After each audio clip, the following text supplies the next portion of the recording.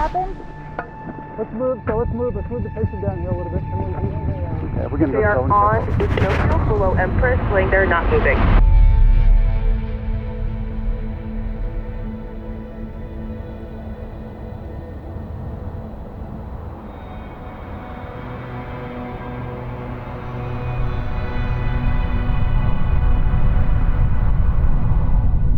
There's not any place like the presidential range in New Hampshire.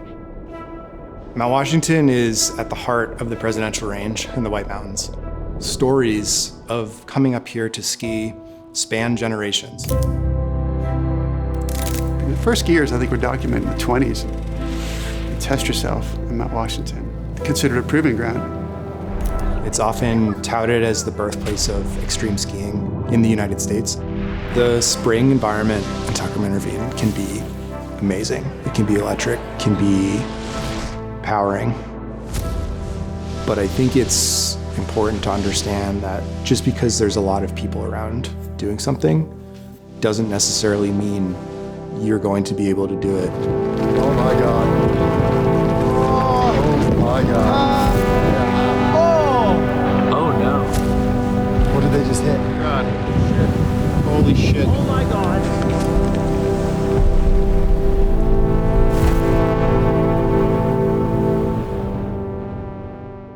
Mostly clear skies with a visibility of 80 miles above the partial undercast. The temperature We get up at 4:30 in the morning to figure out the forecast and write it. We have a forecaster meeting at 5:40 every morning to determine the avalanche problem and hazard for the day. I'm thinking it's pretty elevation specific. Today looks like it could be one of the warmer days out of the series, but I think there's going to be a lot of water moving through the snowpack today just because of temperatures. So my outlook is kind of the same tomorrow. I think moderate. Meet at the garage after that around 8 and head uphill to do snow obs, be available for rescue, then try and get home early without making it a long day.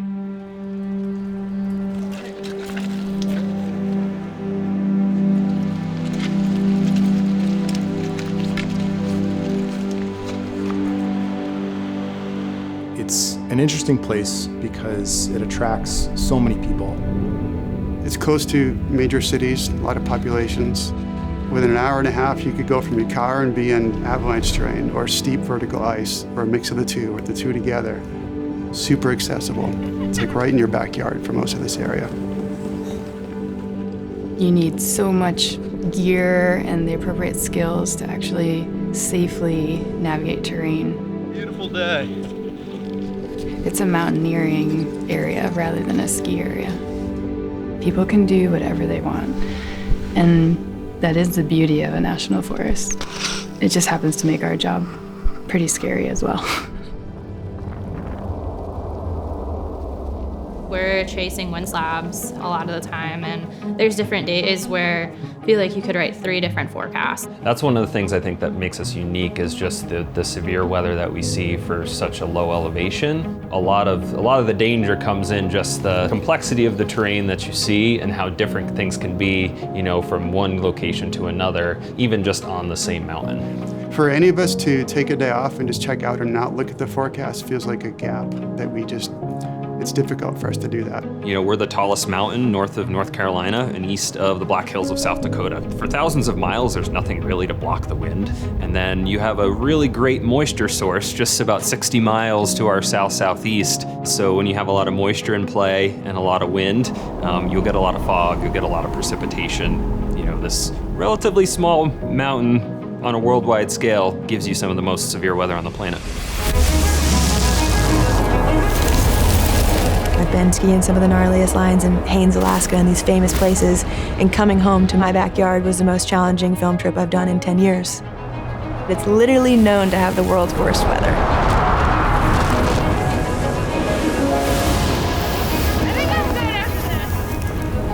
And I feel like a lot of people are like, I'm gonna go to Tuckerman's and go backcountry skiing. And the reality is, anytime you're going to the bowl, there's a crossover into ski mountaineering because of the technicality of the bowl. In the spring is when we see some of our biggest overall temperature ranges, within minutes to an hour, where you'll start to notice a difference on the surface.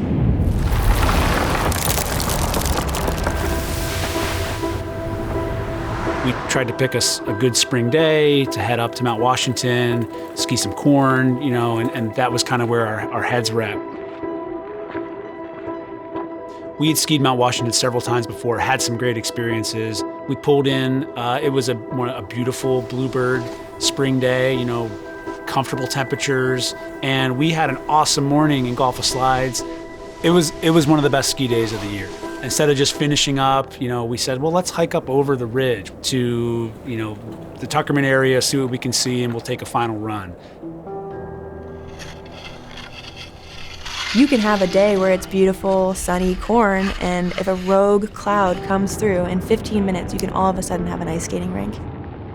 It can change so fast, especially at altitude on Mount Washington, and it goes from being something you can get grip on, something you can easily turn on, to being basically refrozen. And that was shocking to us, how quickly that occurred.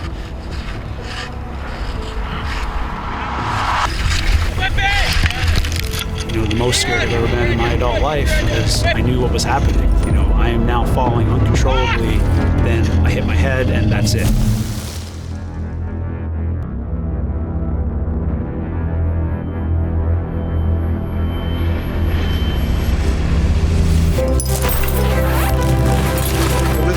That's us. We'll grab a trauma bag, go grab a hyper kit, we'll grab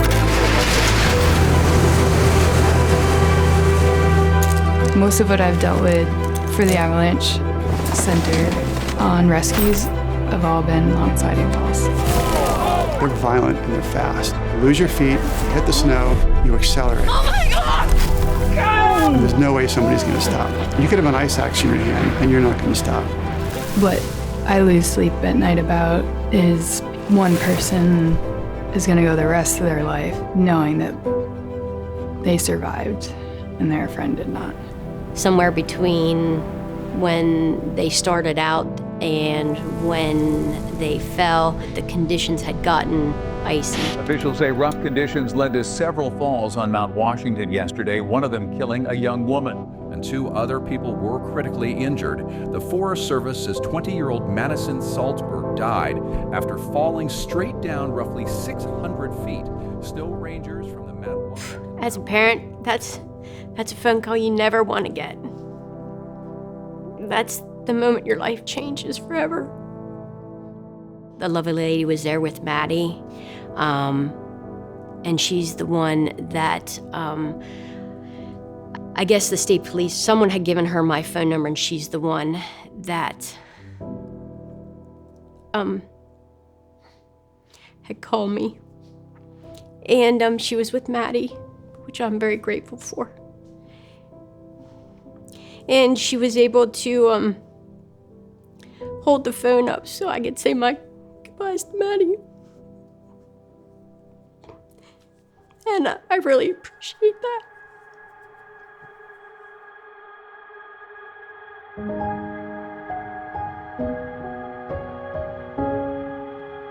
Oh, you get ambushed all the time. A smell, a song, a sight. The sting doesn't go away. We used to go for, she would run. I can't run with her, so I'd have to ride my bike. So every time I get on that bike and run.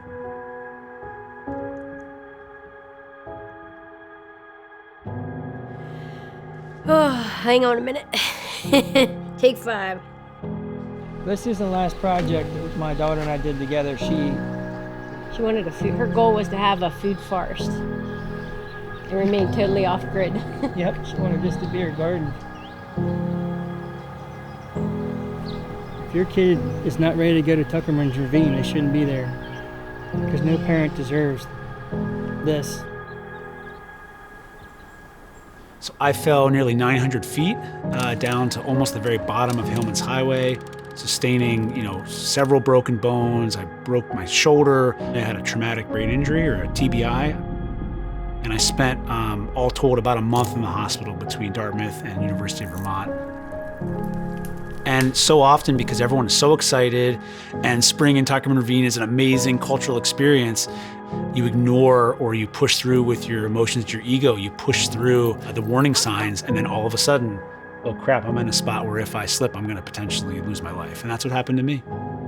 So when it comes to a long sliding fall, we think if we just stay upright and we just make good turns, we should be totally safe. Where is your margin of safety? Where is that room for error?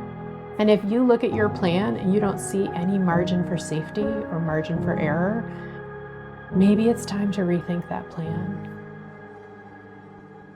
There's only so many times you can get close to the line before it catches up with you. And that's a lesson that I've learned over and over again through being part of SAR teams and losing my own friends in the mountains. It might be you're looking at this day for months. It's your one day here. There'll be another day. There's always another day. Come back on a day when you do understand, when you understand the risk, when you understand what the snows could be like, when you could predict. You always need to think, if I fall, what's going to happen to me?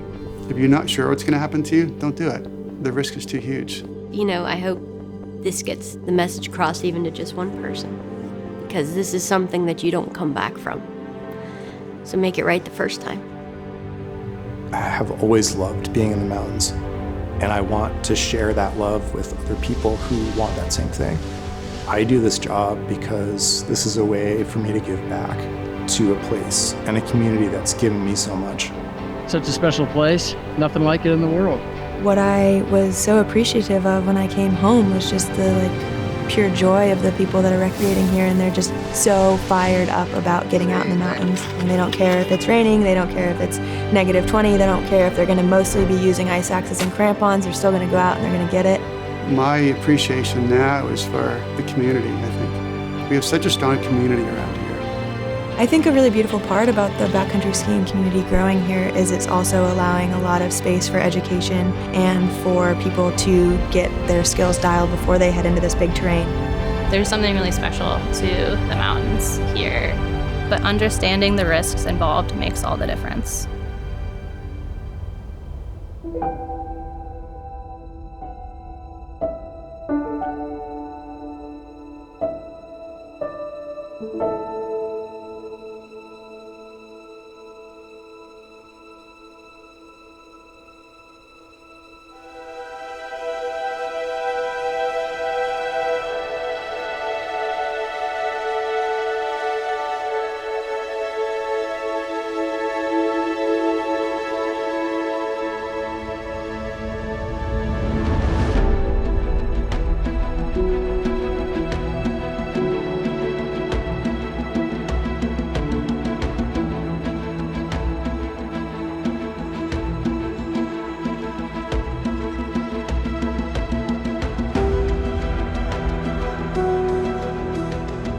Yeah, so we have multiple rescues a year, 10 to 25 or so. And so keeping these skills really sharp for our entire team, both the MWAC forecasters and our volunteer ski patrol crew and our caretakers is kind of critical, because there's kind of a rotating group of people who are coming up here on the weekends and also on a daily basis. By coming out here, we're able to kind of keep the skills sharp, and so that when we do have to use them, everybody's on the same page. Everybody has a kind of a baseline skill set to be able to execute the rescue.